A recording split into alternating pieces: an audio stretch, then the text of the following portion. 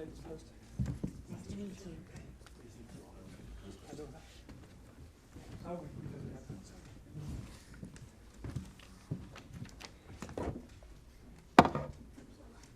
Well, let's go.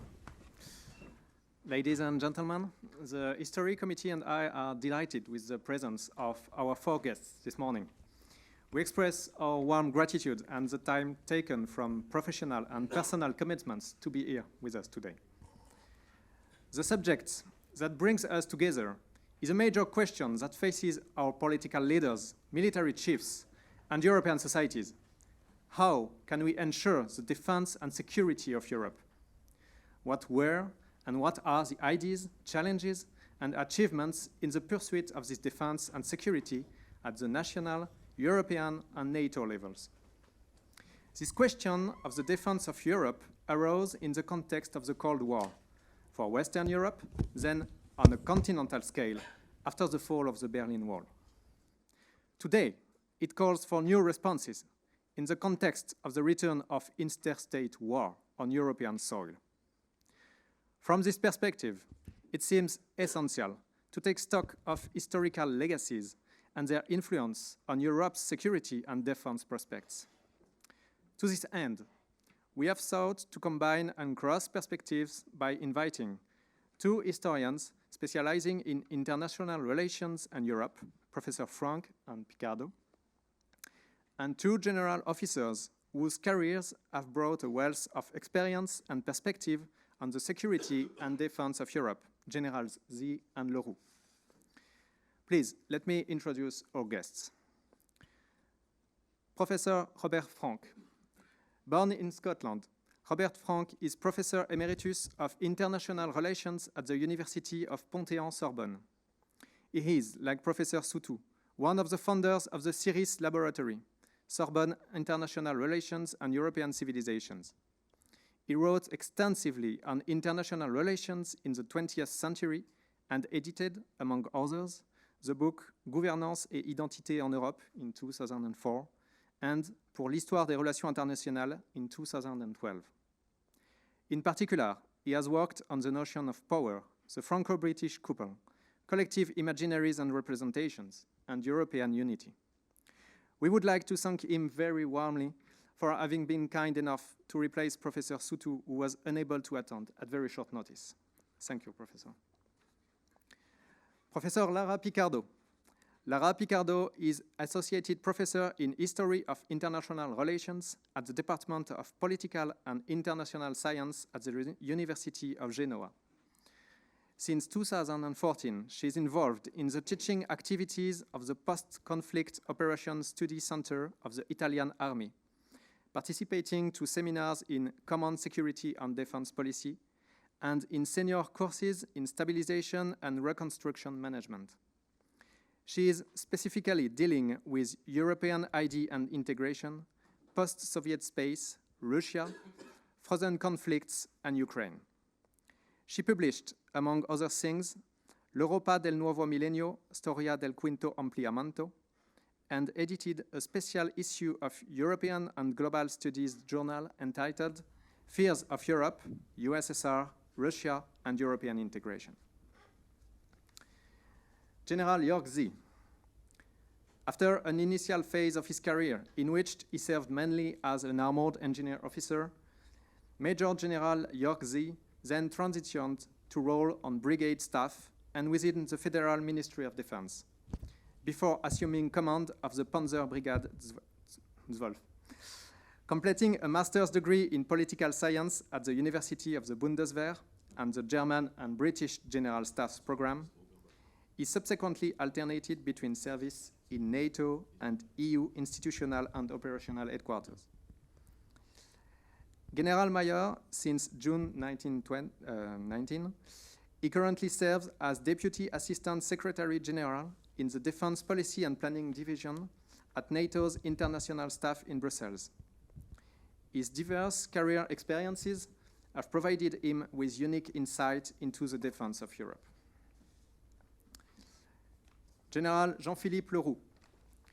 Saint-Cyrien and infantryman, General Jean-Philippe Leroux has spent a significant part of his career with the 110th Infantry Regiment, located at Danaoshingen.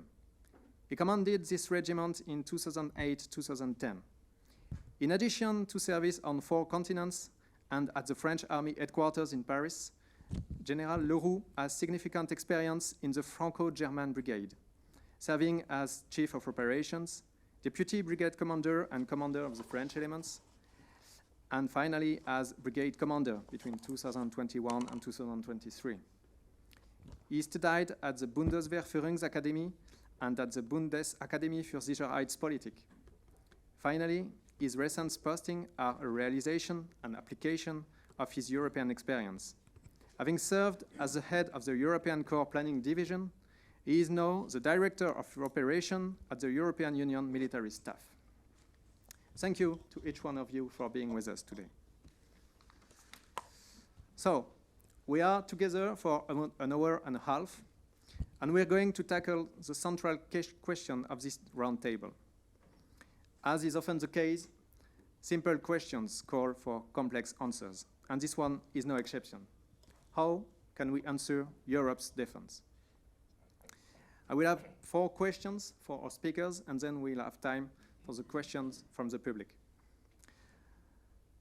So perhaps we can start by looking at our historical heritage and asking how the defense of Europe has been thought and conceived since the end of the Second World War, as it has emerged in the chancelleries of Western Europe, in particular France, Italy, and Germany. Maybe Professor Piccardo and Professor Franck, you would like to answer this first question. Okay, thank you. Morning to everyone. I'm answering to this first question, trying to summarizing it in 3 main points. First, the political philosophical values and ideas. And then the second point is about the governmental efforts. And then the third point is about the results. First, about the philosophical and political philosophical values. We have to say that, especially from Italy, we have a long tradition of federal elements in the history of European integration. I would like to quote simply what happened in 1943. It means during the Second World War, while Germany invaded Italy after the question of Mussolini. And in that period, in the summer 1943, the Manifesto of Ventotene was written by several political elements belonging to the communist parties. Especially one of them, Altiero Spinelli, that then had a long historical tradition in the European institutions. He tried to reply to just one question: why war happened? I mean, which are the reasons of war? If any of us can try to find an answer, the answer is correct. Religion, yes. Territories, yes. Power, yes. But there is just one reason that can collect all the other reasons. And this one reason is the division in the nation states. So it means that the division of nation states is causing the wars. So up to him, the idea, especially for the European continent, was the one of the creation of a European federation, obviously intending the federation on the US model, obviously, on the Switzerland model even, okay? So it means that the idea of the European state must lead all the efforts, political efforts, after the Second World War. When the Second World War ended, then the players were changing. Not only the political, philosophical, let's say, men, but also the government was called to take decisions about the future of Europe. Specifically looking at Italy, together with France, I have to say, the idea of European integration came out, obviously thanks, first of all, of Jean Monnet and then Robert Schuman. But thanks to them, Another another big, let's say, step was done in 1950, and it was about the so-called Pleven Plan, looking for a community, European defense community. That moment was definitely important if we take into consideration that in the following years, even Italy played a role. I have to underline that according to the Italian Constitution, Article 11, Italy intends to give a full repudiation of war, but Italy also admits the limitation of sovereignty in order to promote those international organizations looking for peace and justice. So, according to this article, and according also to the European feelings that I already told you about, for example, the Manifesto of Ventotene, thanks to Altiero Spinelli once more, Alcide De Gasperi, that in those period was the leader of the Italian government, were able to put inside the Treaty of the European Defense Community an article, the 7H, then turned into 38, stating that the Parliamentary Assembly of the future European Defense Community should transform itself into a constitutional assembly, so to create a European political community. The project failed, but the results and the, let's say, lessons that we can start, and so here we are, and here we have our historical heritage, are several important elements once more.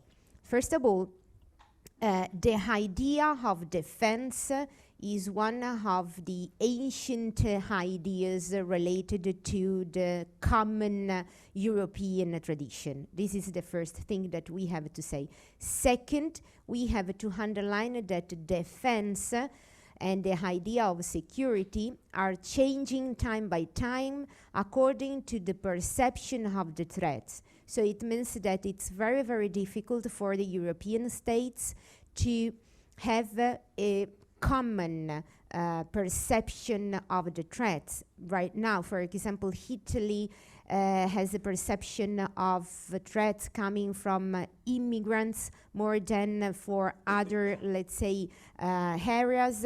For example, Mediterranean is considered a challenging place for us more than other areas. But if we are looking, for example, to the Baltic states, we have another perception. So it means that defense and security are those things really tracing in history, and they are completely important for all of us. But the very difficult things is to overcome the division among the nation states.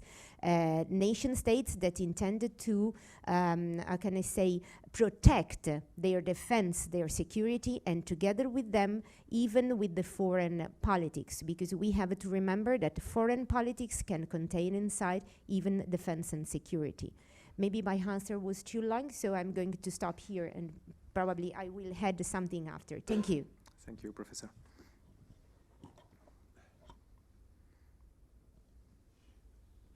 Well, does it work?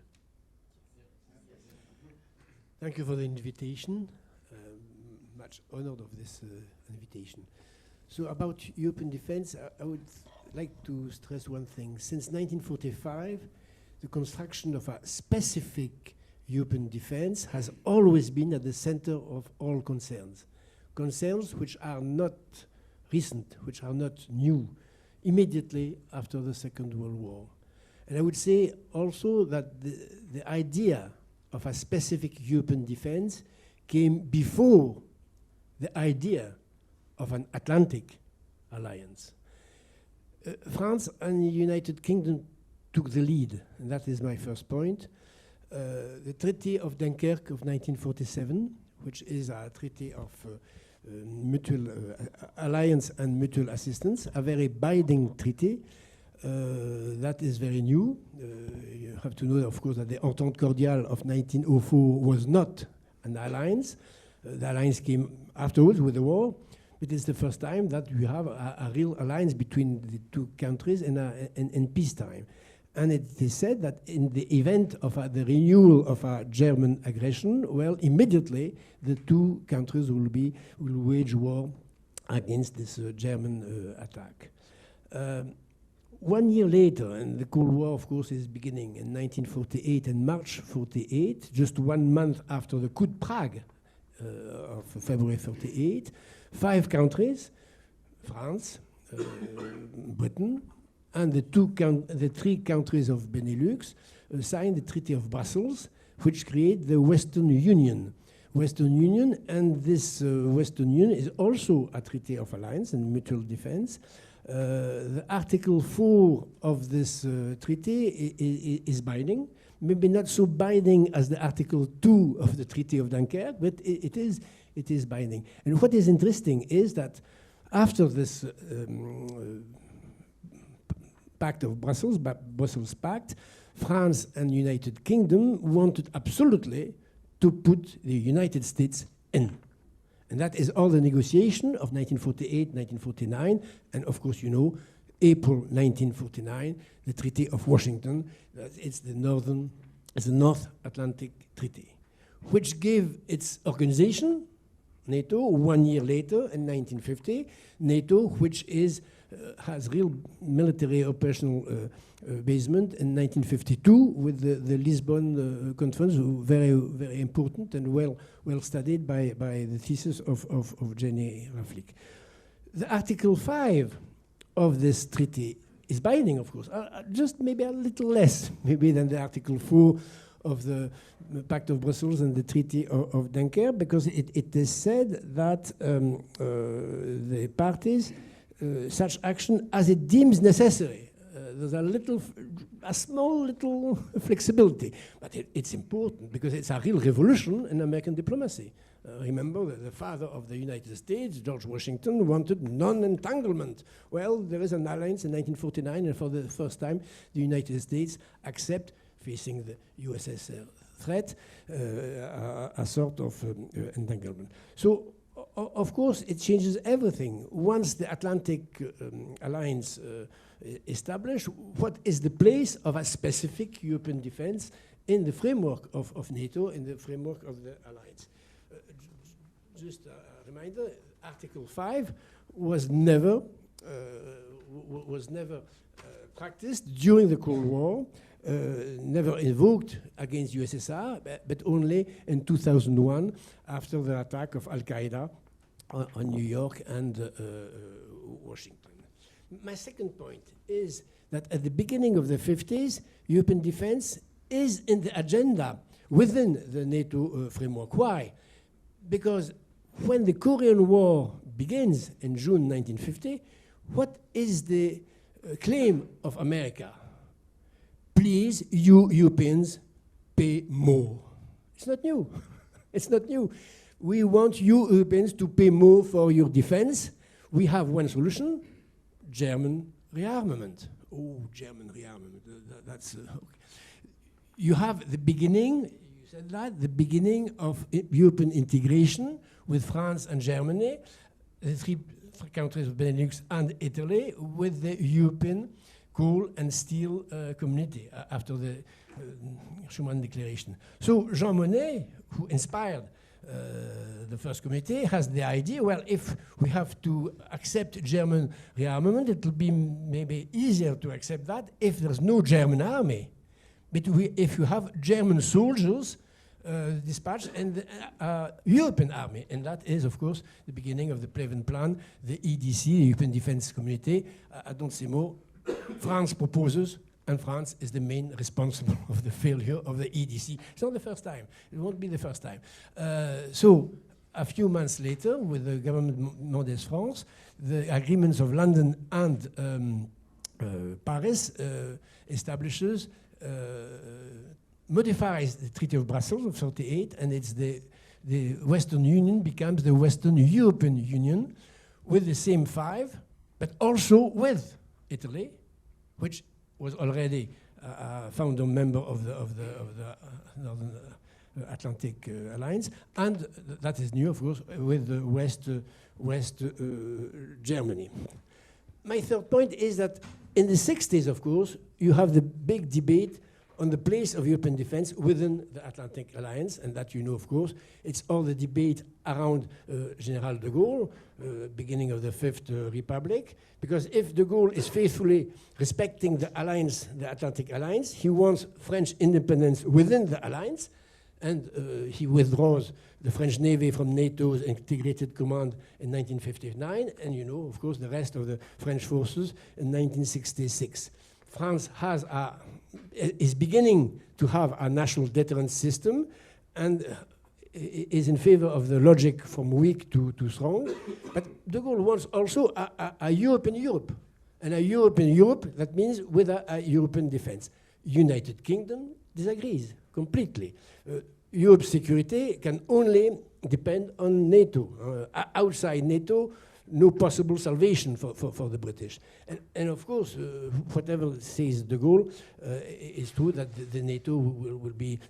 when Kennedy in 62 suggests a European pillar in his great design, it's of course a European pillar which would be completely under control of Americans, and of course that's what de Gaulle refuses. But things will change. That is my fourth and last point. During and after the 90s, you have a growing need for a specific European defense. After the fall of the USSR, war is back in Europe. War is back in Europe for the first time since 1945, the Bosnia War, the Kosovo War, and of course that meant that Europe completely depended on the United States, and that is maybe the reason why many Europeans will be aware that things has to change. The Maastricht Treaty of 92 establishes a common foreign and security policy, and that gave briefly a new life to the Western European Union, which was declining in the precedent decades. And in December 98, you have the Saint-Malo meeting, which is very important because it's a real compromise between two political cultures, between the French one and the British one. We could say that both put some water on their wine or on their whiskey. That means, not very good, but that doesn't matter. That means that the British agree with the need for a worthy European defense, but within, of course, the framework of NATO, and the French ensures that they don't want European defense to be in competition with NATO. And that is the agreement and the establishment of an autonomous military capability for the European Union. That's why in the years coming, the WEU will be integrated in the EU, and the EU will accept at the Cologne European Council a European security and defense policy in the wake of the Saint-Malo process. So what does it mean? You don't have a European army, of course not, but you have missions in Macedonia, in Democratic Republic of Congo, Bosnia, etc., etc. But 20 years later, today, the world has changed, thanks to Putin. What good is the European defense against Russia today? The need for a European defense is established and accepted, but its operational capability isn't sufficient. And of course, the idea, that was also the idea of de Gaulle in the 60s, the risk of decoupling, that the United States will not back so much the Europe, what will happen? And of course, this risk of decoupling is very high now. So especially if America backs out, how to have a real European defense? To be or not European in matter of defense, that is the question. Thank you very much, sir. Maybe we can go on with another question.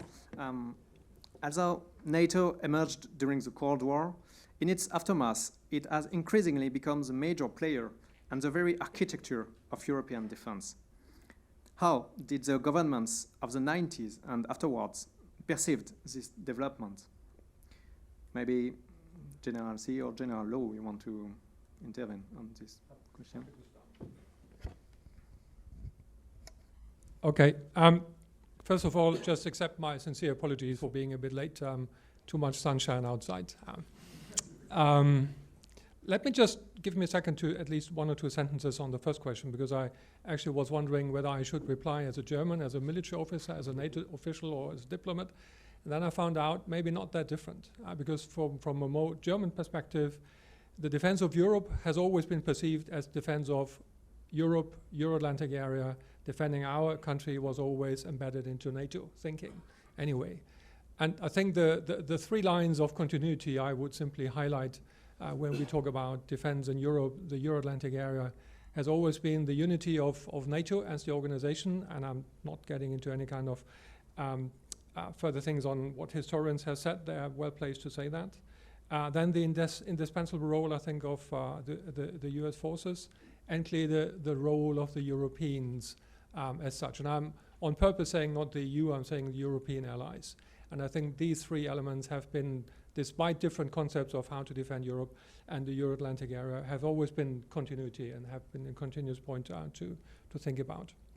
To your question, well, that's a fairly big time span, thinking about that, what has happened. And I think what we have seen is an alliance that has adopted over time significantly, quickly, again and again. We just needed to adapt to what we have seen. We just could welcome our 32nd member just 1.5 weeks ago, which was a bit too long waiting for, but anyway, now it's done. And we started with 16, just to get that back. We started with 16, now we are 32. There are multiple ways of how you actually can really, let's say, start distinguishing different phases, whether you call it 1.0, 2.0, 3.0. But in the 90s, so right after the Cold War, I think entire Europe, NATO, and many others were just in a situation where we said, okay, now the good things start emerging. We are all over that. There's no Cold War. That's it. Let's think about partners. Let's think about everything is going to be better. I recall the NATO strategic concept at the time.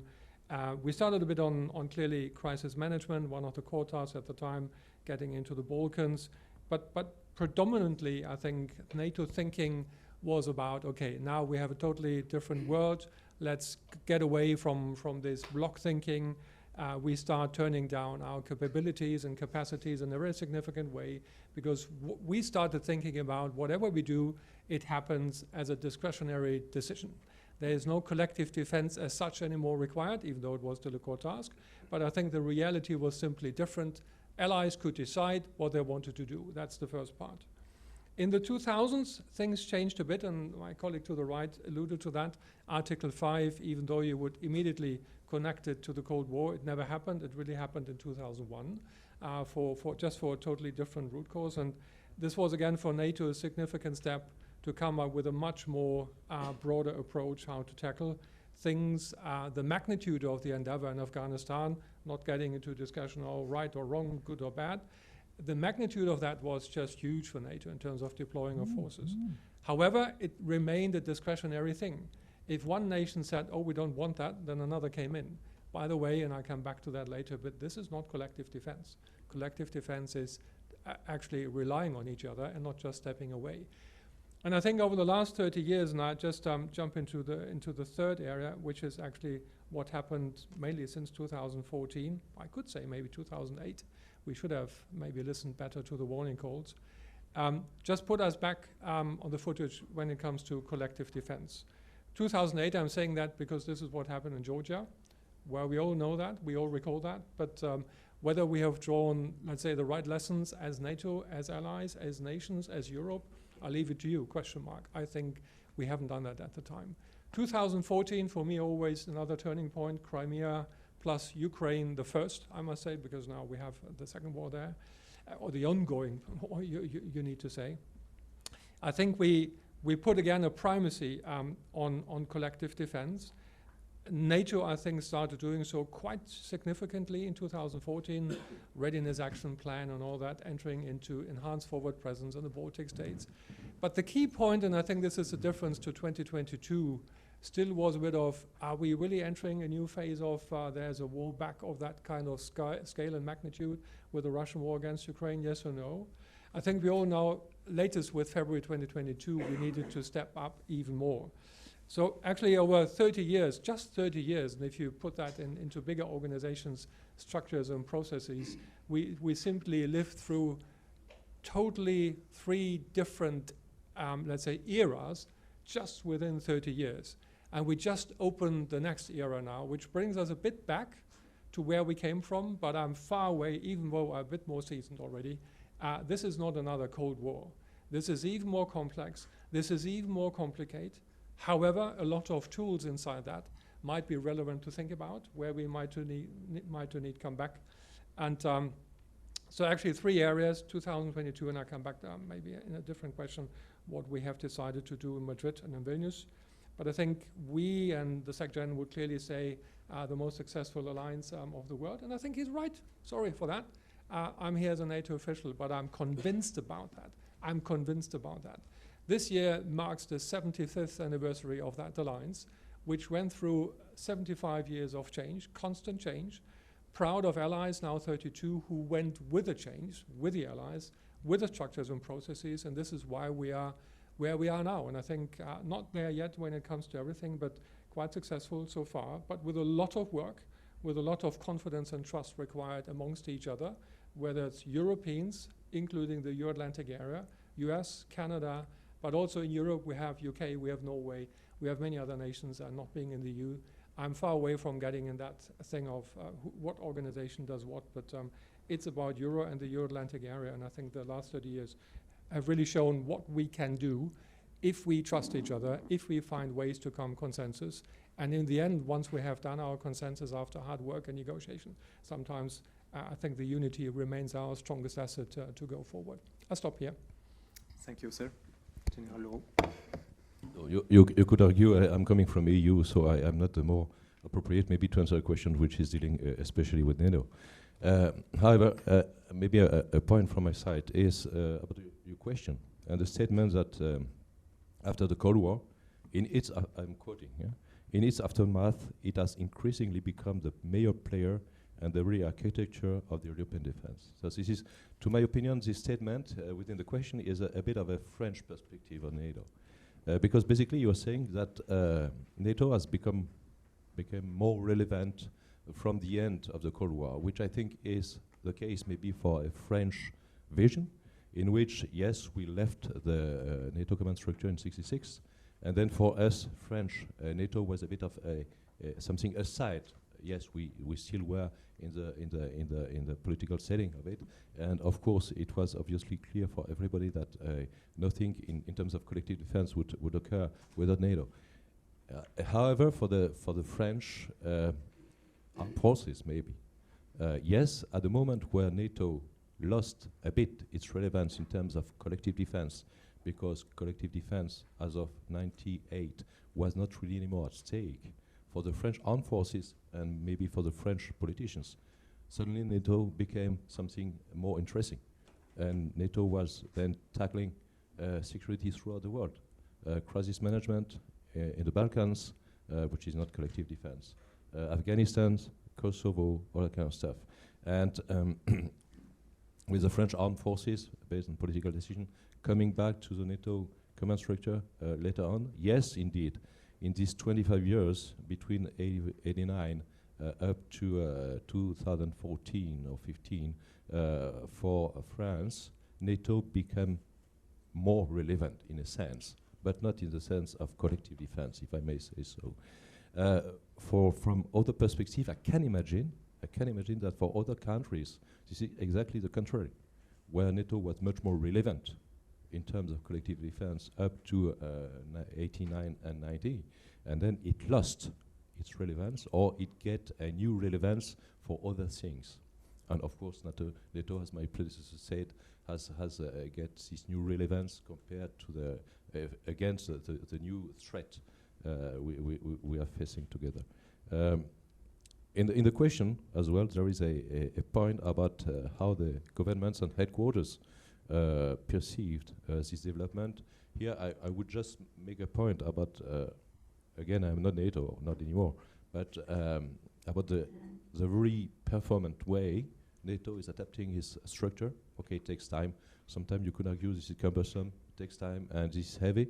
But if you get a look backwards, what was NATO in the Cold War with half North, half Cent, whatever, Sackland, all that kind of stuff, and how it reduces dramatically to what it was just 5-6 years ago, with just 2 JFCs and the 3 components, and then how it is resuming and ramping up to the needed C2 structures and capabilities as it is ongoing in front of us right now. I think this is already giving a strong sign that NATO is very much adaptable. Sorry for being now advocating for NATO, but there is no issue about EU in this question, so I had to. Thank you very much. Thank you, sir. Professor Piccardo, Professor Franck, do you want to add something on this? Just a few things really in short. NATO NATO has a little treaty, a treaty made by few articles. I don't remember the correct number, but I would like to say 14, and it never changed. Although it changed, for example, the number of the members passing from 12 to 32. And it means that while the treaty never changed, both mission and members, so it means also interest, so also meaning objectives, but also perceptions changed a lot. I think that from an historical point of view, we should have 3 different moments of the NATO history. The first one is the Cold War. Then we have the 90s, when there was the so-called Partnership for Peace, so involving somehow Russia as well in several NATO historical moments. And then we have, how can I say, the last moment after the enlargement of 1992. When the question evolved so much and the first problems with Russia came out. I would like to underline that in the NATO treaty is never said who is the enemy. It is said the common threat, so it means that the perception of Putin of being the enemy of NATO is a perception, so it means that in any case or in the NATO treaty, it is always said that there is a common threat. Okay, the limit, I think, of NATO, but this is the limit of the European Union as well and of UN as well, is the voting system, because obviously we are talking about governments. The number of the member states of these international organizations is increasing. It means that in the key moment, reaching unanimity is definitely difficult and impossible. So it means that we have a different position about the political possibility and the military possibility. And the speed of these 2 moments is not overlapping, and this is a big limit. Thank you. Yes, I want to confirm that, of course, the North Atlantic Alliance does not name the enemy. That is the difference with the Treaty of Dunkirk, which names Germany in the preamble and also in the Article 2 for the mutual assistance. The Pact of Brussels names also the enemy, Germany, but only in the preamble, not in the Article 4, but the Article 5 of NATO it doesn't say. Secondly, why European defense is difficult, or why the ideal of a European army is difficult, very, very difficult. The difference between defense and coal and steel is quite obvious. Coal and steel is not a problem in the intimacy of the nations. As the defense, that means who has the right to envoy young soldiers maybe to die? Is it Europe or is it the nation? That is a real philosophical problem and makes difficult European defense. But European defense is nonetheless possible. France and NATO. 66, France is out of the integrated command. It's coming back in 2009.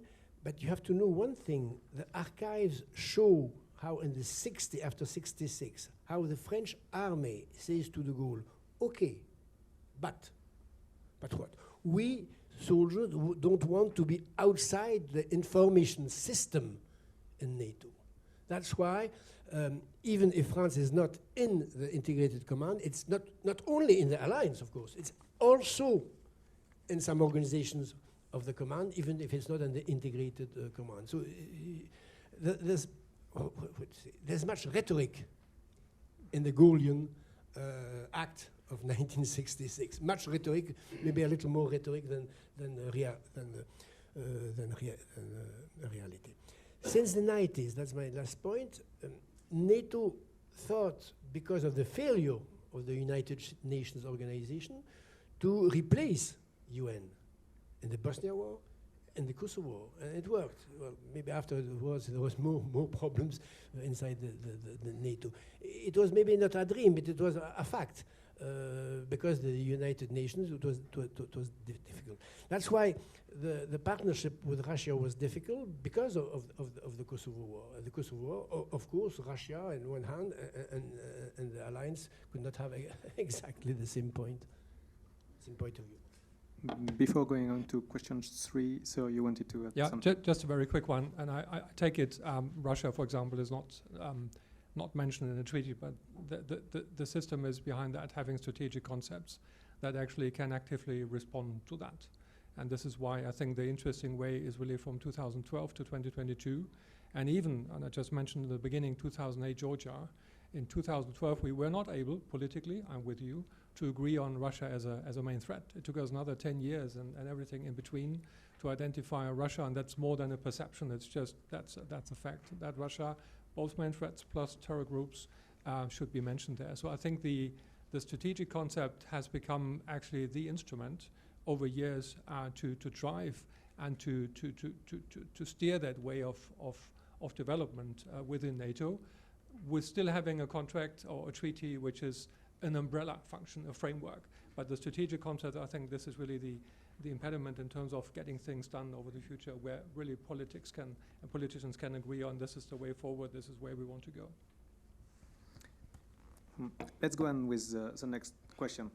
In the light of evolving threats, and in particular the resurgence of Russian ambitions, what priority objectives at both NATO and EU levels should be defined to guarantee Europe's defense in the years ahead? Maybe as you want. I don't want to bother you with my voice all the time, but I think it could take me now for the next 3 hours to talk about what we have done. But I don't do that now. I just give you a bit of a rundown what has happened, and it starts again with the perception, what you said, with the definition of threat, talking about Russia. Russia, and I think this is now really what we agreed upon, we all understand this does not disappear. The objectives have not changed, the intent from Putin have not changed. This is what we need to cope with for the foreseeable future. However long this future might be, I don't know.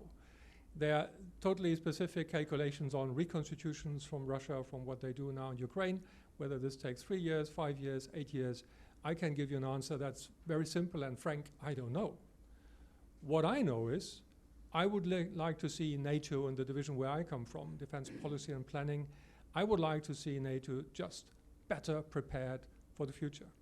And this reminds us on taking decisions now, both on the military side and the civil side. We need to take that kind of decision now. We don't have to wait.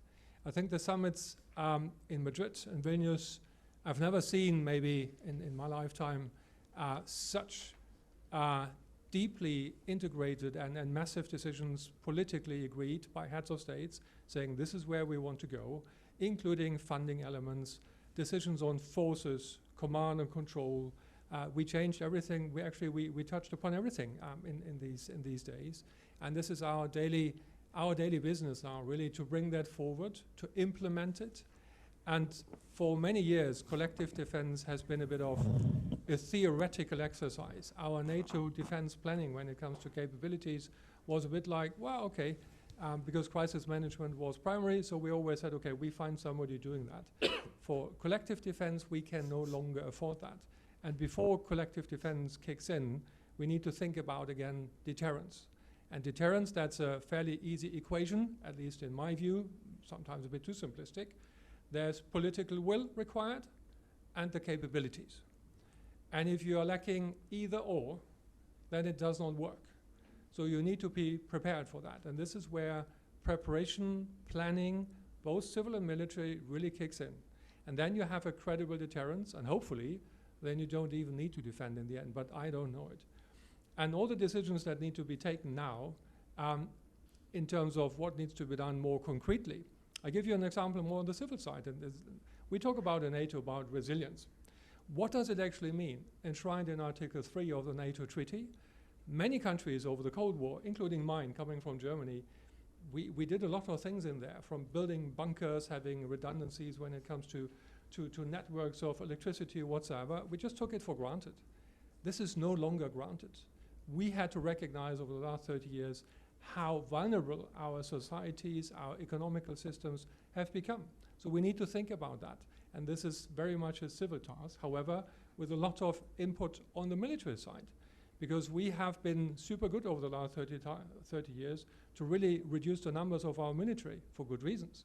But now we recognize, A, we need a bit more, B, there's a huge interface to the civil side where actually tasks can be taken over by the civil side when it comes to transport, logistics. When the US started deploying forces into Romania just for a big exercise a couple of years ago, the big struggles were cross-border management, paperwork, getting the right wagons from the trains and all that. Well, you can do that. You can even put in dormant contracts with the Deutsche Bahn, for example. Hopefully they are not on strike then.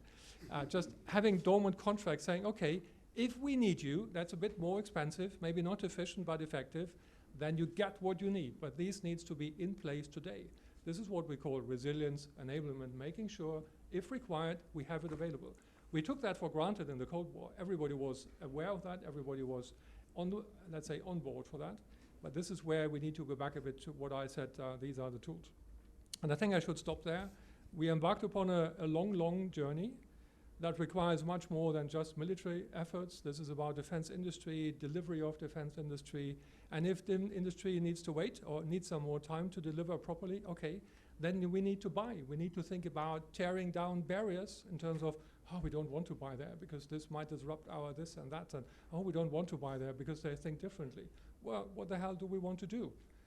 If we need the ammunition, if we need the kit, we need to buy, unless our own industry can do that. So there's a lot of less dogmatic thinking required in many respects, and I know I'm tipping on a lot of toes sometimes in an audience, but we just need to be more pragmatic to get things up and running. Times have changed significantly. Times have changed significantly, and if we are not willing to adapt, then we might face an even bigger problem in the future.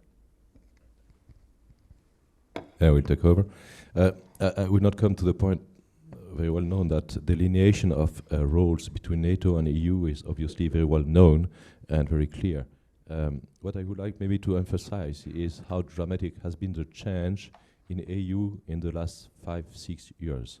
2016, the global strategy, which first in EU history starts to elaborate on a catalogue of threats, which is pretty new. After 2014, but before 2022.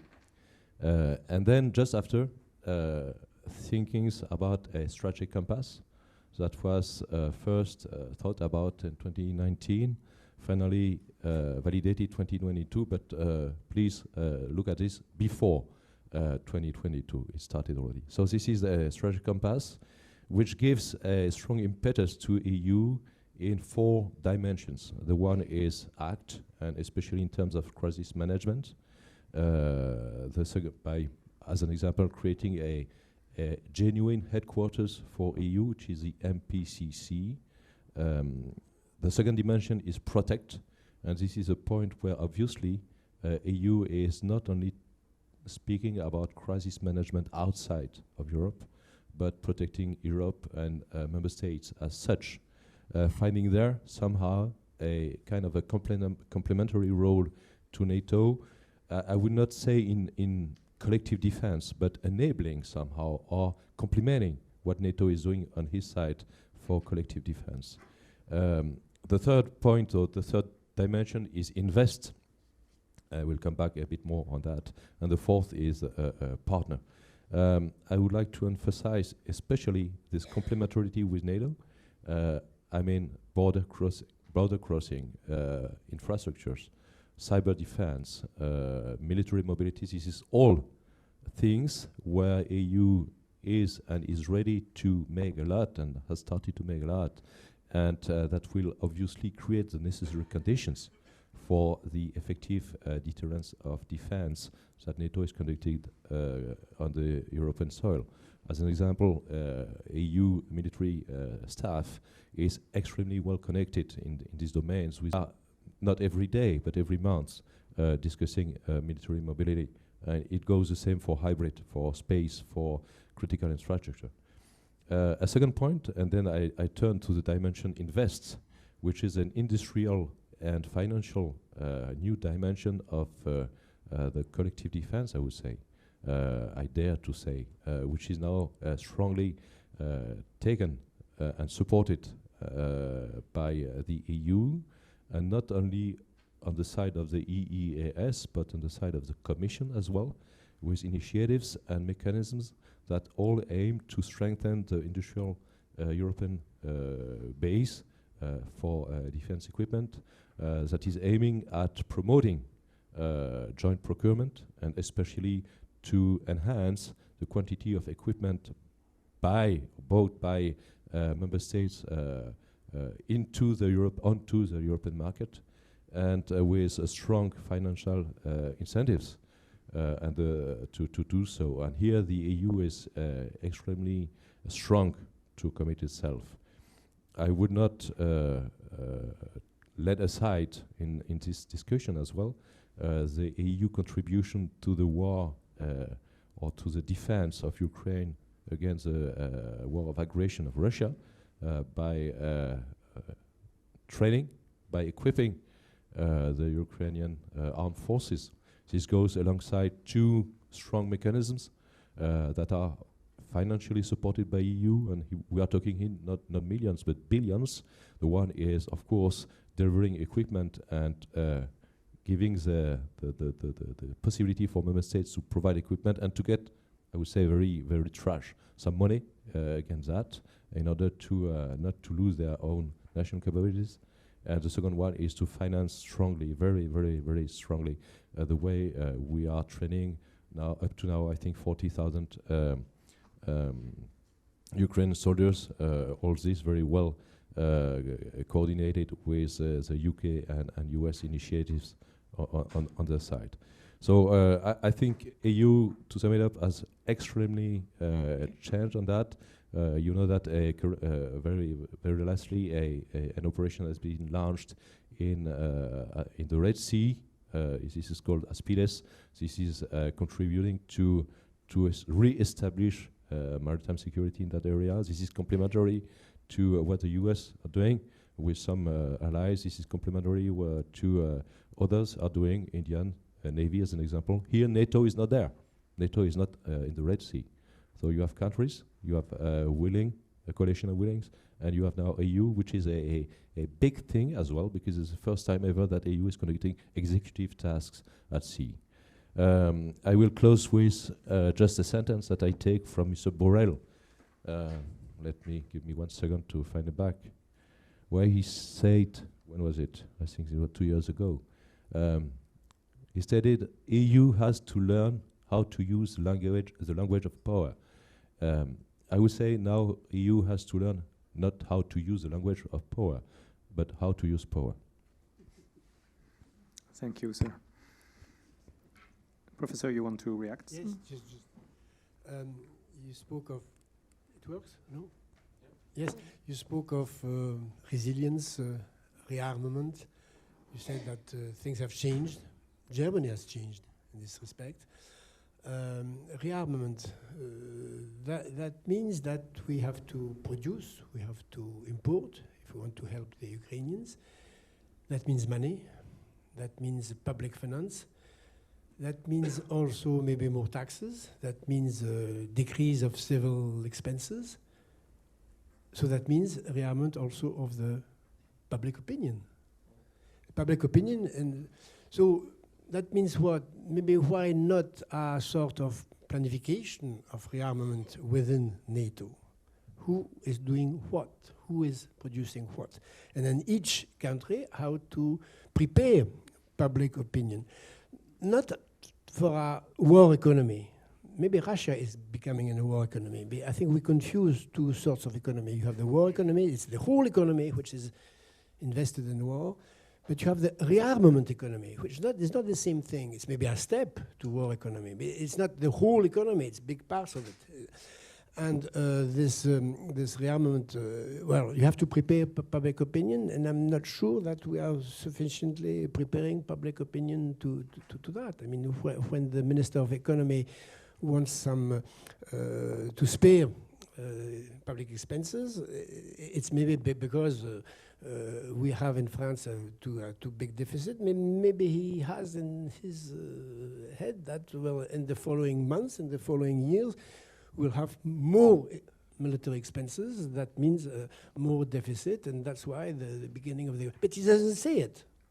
That is the problem for the political leaders, how to rearm public opinion without producing a panic, without frightening too much this public opinion.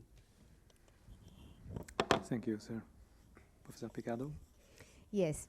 Generally speaking, Europeans have these bad habits of concentrating themselves on security and defense only when a war just happened. And this is why we are always late and we are talking about priorities, because up to me, what is lacking in the European Union is the planification of long period about a common defense. This is the main point up to me. And the common defense cannot be organized without a common foreign policy. Up to now, the situation in Europe, especially in the eastern part, is also, let's say, the result of the fact that a common foreign policy, a common European foreign policy doesn't exist. I mean that the European states wait a lot in order to take into consideration a common policy towards Russia, because they have different links with Russia itself. For example, Italy depends on the gas, of the Russian gas, for example. So several states had different links, and they were led by obviously different interests towards Russia. So it means that it was not possible to do something before all the war happened. Then obviously the European Union, thanks specifically to the European Commission, organized several common instruments for the former Soviet area, such as, for example, the Eastern Partnership. Then, for example, Angela Merkel organized also the Minsk Group, that is something a little bit outside the European Union. In any case, different political initiatives were taken, but they were not enough. So up to now, obviously, all the indications that we heard before was completely correct, but I think that we have to have, in the long period, also the fact that we have to concentrate ourselves even on the construction of the long period of the European common security defense and also of the European foreign defense. It means obviously that we have also to prepare our public opinions to the European feelings. In June we are going to vote for the European Parliament, and we are going to see which is the perceptions of the national public opinions towards the European Union. In Italy, for example, we have a lot of fake news around the European Union, and even several journalists are confusing the European Union with the Council of Europe, with the European Convention for the Human Rights. So it means that probably all of us must do an effort in order also to give a better information about the European Union. Thank you. Thank you. I propose to go on with the last question, which will leave some time for the questions from the public. So, how have the respective roles of the US and Europeans in the defense of Europe evolved since the Cold War, and how could they evolve in the future? Maybe General See, if you want to begin. I can see a pattern already. Actually, I'm slightly refused to talk about roles of US and Europeans. There's only one NATO, there's only one Euro-Atlantic area. And yes, there's a truth. As I said at the beginning, the US have been, ever since, an indispensable ally, because they just do quite a lot of things we have never been able to do, including the European allies. But again, when it comes to roles, you get immediately and quite quickly to the point of spending and burden sharing and all that. In the end of the day, I think burden sharing or doing more as European allies, as Europeans, is just in our interest. This is neither to please the US, nor is burden sharing any kind of concession to the US. We just need to step up as Europeans to do more for ourselves. And this is our own Euro-Atlantic area. It's us. So it's not about different roles. It's really staying together and do whatever we can. And we just need to be sober in our assessment and analysis, as long as, for different reasons, the US brings capabilities into our theater, Euro-Atlantic. We don't even have, after years and decades of underinvestment in many areas in the military side, well, we just need to recognize that. And it's not only about nuclear, it's also about a lot of key conventional capabilities they have. We don't have that as European allies, or we have it to some extent, France, UK, maybe some others, but that's really not enough talking about coping with the scenario of collective defense. So I think this is why, talking about roles, I was a bit hesitant to do that. But again, my key point is really, this is not about pleasing the US, and this is not about getting into an election debate. It should be, and it is in our vital interest of Europe to cope with our security in that area. And the US is an ally. They have ever been an ally, and they are also an ally with interests in other regions of the world. And NATO is a regional alliance, and it will remain. However, what happens in the Indo-Pacific or elsewhere has implications for us. So we need to think about that. That does not mean we need to sail with frigates now with a NATO flag. That's not the point. If some allies can do that, fine if they do that. You could even be more pragmatic, and if you talk to some Americans, Americans that may be in the audience, at least people tell me, well, just happy to see some of the frigates there, but actually, we would like to see you more focusing on your own area, Euro-Atlantic. Just be more pragmatic, be sober, and just do where you're up to. And I think we just need to adapt also in our thinking when it comes to that role question. Who's doing what? Is one alliance with one big ally? Yes. As long as they do much more than we have ever done over the last 30 years, we just need to recognize that. And if we want to change that, fine.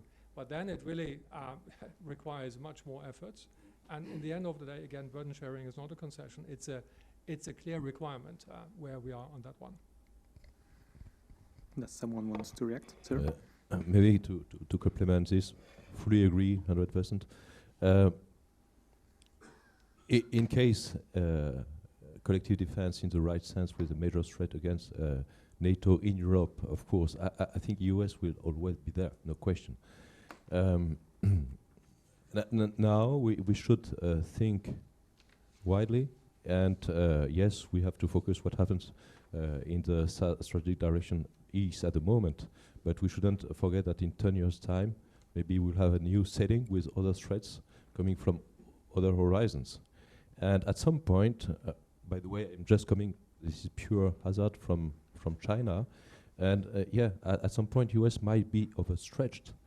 I mean, Europe and Africa is not the only interest of only horizon of interest of the US, and in the Pacific area they will have to do things in the years to come, in the decades to come maybe, and maybe at some point we have to rely on ourselves, especially when it comes to very rare and high-tech capabilities that we lack a lot. Not strangely, but as a matter of fact, if I look very rapidly on the NDPP process and the equivalent on EU side, the consequences or conclusions are pretty much the same when it comes to capability gaps. And I will not reveal a secret, but the EU capability planning process has more or less conclusions that go to the same direction. And so this means that as an evidence, what you said is the European countries must be allies on NATO side and member states of Europe of the EU on the other side. Sorry, have now to take action. This is a question of budget. This is a question of mindset. This is a question maybe of more unity. And I think here EU definitely has taken the point. And I said I was elaborating on these industrial and financial incentives that EU is developing. I think it might be in the years to come one of the way to ramp up the autonomy, I would say, of European countries within either NATO or as EU. Thank you very much. Okay. In the 90s, the Belgian Prime Minister declared that the European Union is an economic giant, a political dwarf, and a military worm. Actually, 20 years passed, but I think that although treaties changed, although several treaties failed, this sentence is still valid. So it means that the role that the Europeans intend to give to themselves is passing through the decision inside the European Council. So up to me, the question is that the decision is up to the national government inside the European Council.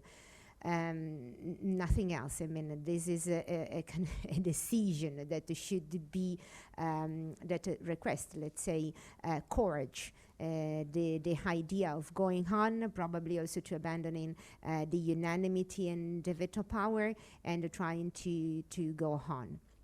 Actually, yesterday, reading the transnational trends of organized about the perceptions of the EU, for example, in NATO and US, I read that according to the European American public opinion, the following years will be led by two powers that are US and, as the general said, nothing to be headed, and the second one is China, while, for example, Russia and the EU are going to have little role, obviously, according to the public opinions. It's just a pool, so it could be also a mistake. But the thing is that Americans are going to have a role.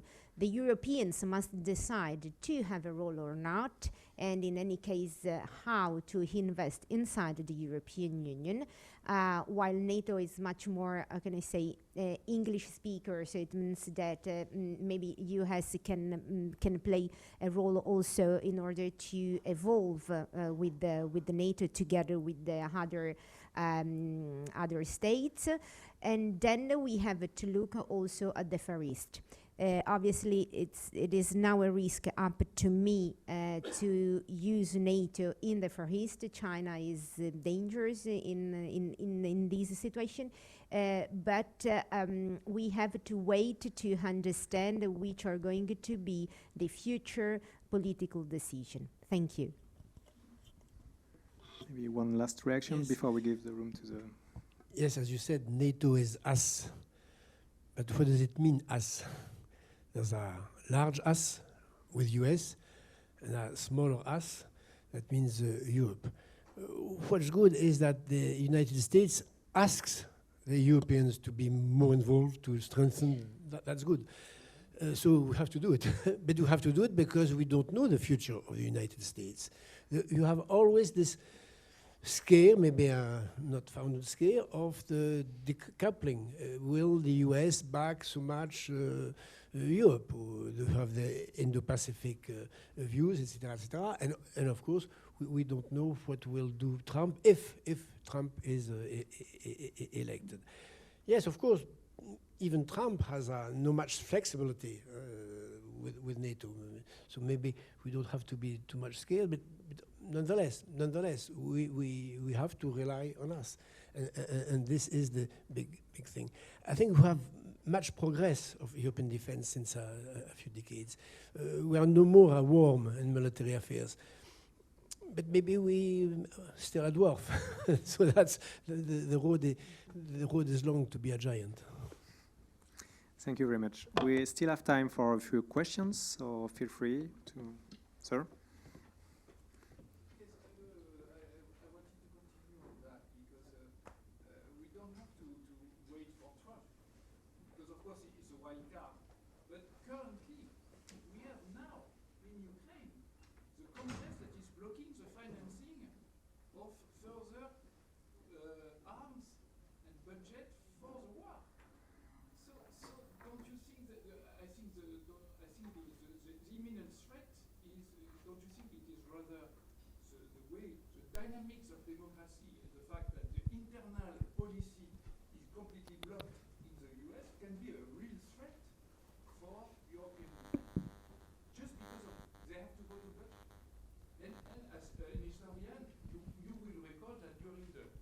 The Second World War, Roosevelt had to fight day after day against the parliament because it was against the entry of the US into a war. Of course, there was no treaty at that time, but it demonstrates that the internal policy, the internal dynamics of the US is very important for NATO, and so isn't it a threat now, given the current situation? Who wants to deal with this question?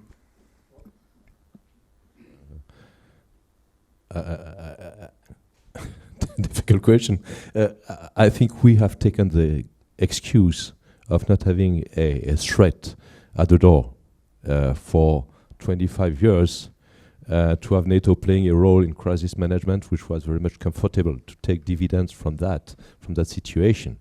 And therefore, when you say why shouldn't we having the threat in front of us before doing something by our own, I'm with you. We shouldn't have wait for. But this is basically a political issue where many governments in Europe have said, okay, we are free of any major threat, any vital threat. We can redirect resources to other things, and we are taken by surprise, I would say. Okay, surprise at a scale which is a couple of years, but we all know to recreate capacities for tackling such a major and vital threat, it doesn't take 3 years, it takes 30 years.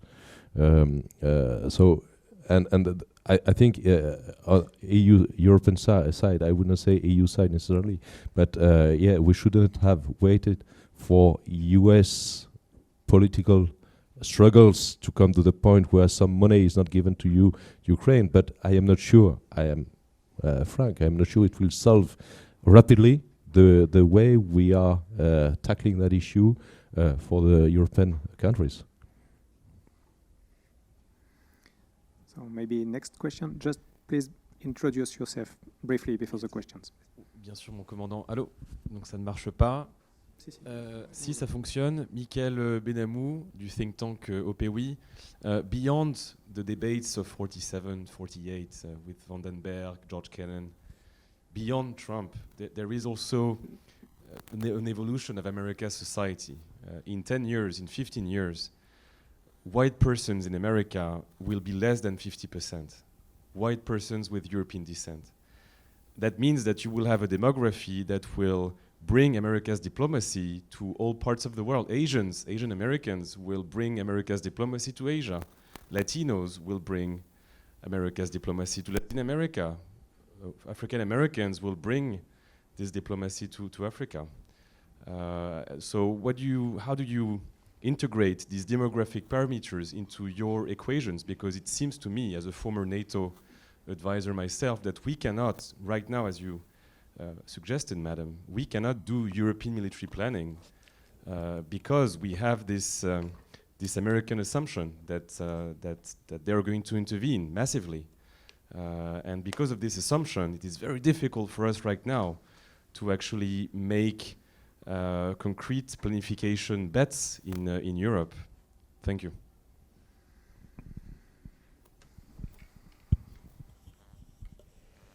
Yes, the role of the United States is always been read as a kind of priority by, let's say, the European states. This is the point. I mean that the NATO has been perceived for a long time as the US. So it means if we fail, let's say, or if something on the political level fails, NATO is going to protect us. Now it's time to grow up and so to change this view, up to me. And the main thing is to have a clear division about the role of NATO and the role of the European Union. Generally, the European Union has always been perceived, and it is correct, because it won the Peace Nobel Prize in 2012 as a soft power. So it means that the European Union should remain on the soft power, while NATO should be a military organization, defense, military organization, and so on. Only this kind of division could help us also in order to have a kind of order, in the sense to understand which are the roles and what are the things to be done. Actually, we have also to underline that we are talking about member states, 32 democracies for NATO and 27 for the European Union. I would like to remember that even on the plan of democracy, probably we have several problems, and for example, the European Union, the Council in January took several measures against, for example, Hungary. So it means that even the conception of democracy should be updated a bit, and an intervention should be done. Thank you. Yes, I completely agree with you, and that's the big change for America since a few decades, a less Eurocentric vision in America because of this worldwide, and it has to do with demography. But I would make a distinction between peace and war. I think what you say, it works in peaceful time. Even with China, because there's no war with China. There's an economic war, of course, but that's not a real war. Of course, you have the threat about Formos, etc., etc. Okay. When you have a real military threat, it changes. As you said, it changes. Unfortunately, it doesn't change everything. But we saw in Biden how he came back to Europe.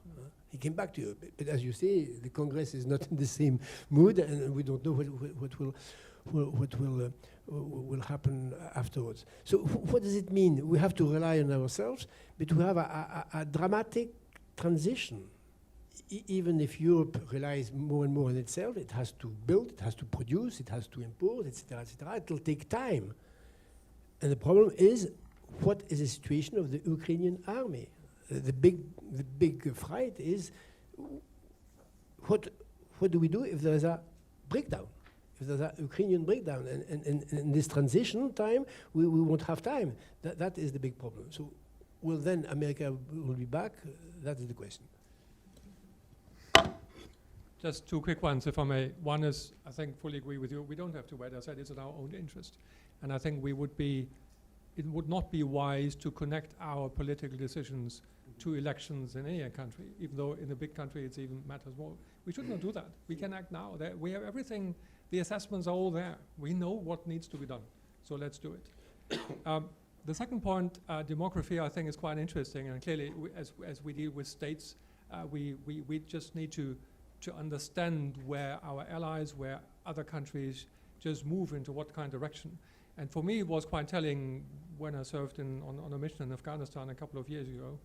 When you go back to the 80s and 90s, and we have Americans in here, it was totally normal in your military career life to serve in Germany, to serve in Europe, usually twice, 3 times, 4 times, getting from a young lieutenant into 3-star generals.